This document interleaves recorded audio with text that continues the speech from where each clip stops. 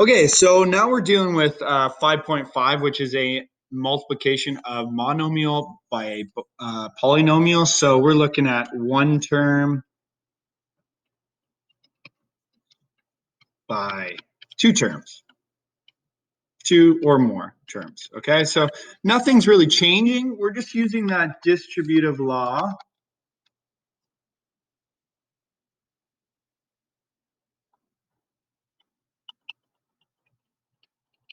That we used in our last unit, okay? So if we look at this example here, all we need to remember is that this 3 needs to be multiplied inside by both terms.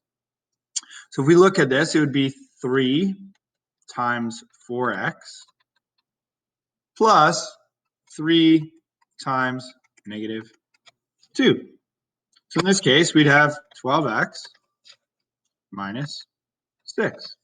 So we're just making sure that we distribute all of the terms through the bracket, okay? So if we have this first one here, we're going to have to multiply this through the whole term, but we're continuing with what we have done already. So if we have the first term, we're going to do our numerical coefficients first. So it'd be 5 times 3. And then we'd have a2 times a to the 3. And remember, we're just adding those. And then we're going to have plus 5 times negative 4. And then we just have a squared left, okay?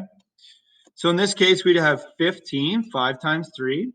And then a squared plus a to the 3 would give us a to the 5. And then we have 5 times negative 4, giving us negative 20. And then we're left over with a squared.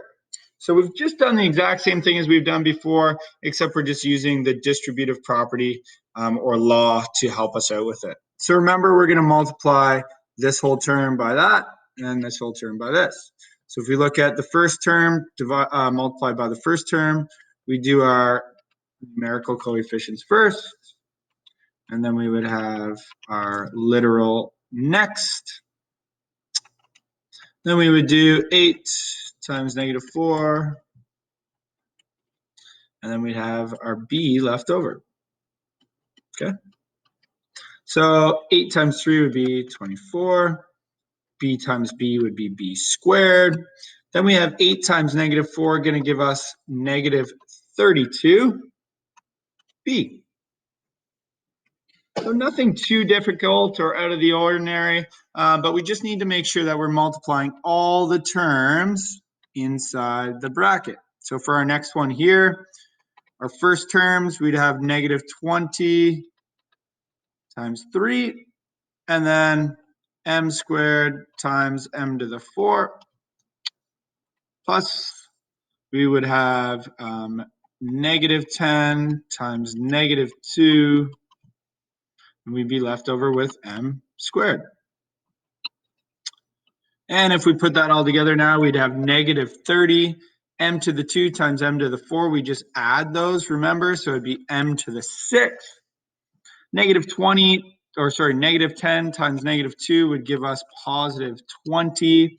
And then we're still left over with our m squared. Last two examples here.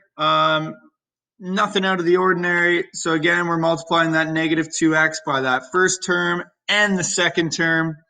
With those first terms, we do negative 2 times 5, and then x times x squared. And then we'd have negative 2 times 8, and we'd be left with that x. So it'd be negative 10. Remember, we're just adding those, x to the 3. Negative 2 times 8 would be negative 16x. That would be our answer. Now, for the first one, for the last one, I apologize. I said polynomials are 2 or more terms. So in this case, we've got 1, 2, 3. So we got to make sure we're multiplying 2 by all these terms. So 2 times y squared, simple enough, will just be 2y squared. For the next one, we've got 2 times 3y, so it'd be 2 times 3 is 6, and then we have that y. And for the last one, 2 times 1 is just 2. So again, we've dealt with multiplying a monomial into the bracket. So 5.5 is multiplication of a monomial and a polynomial.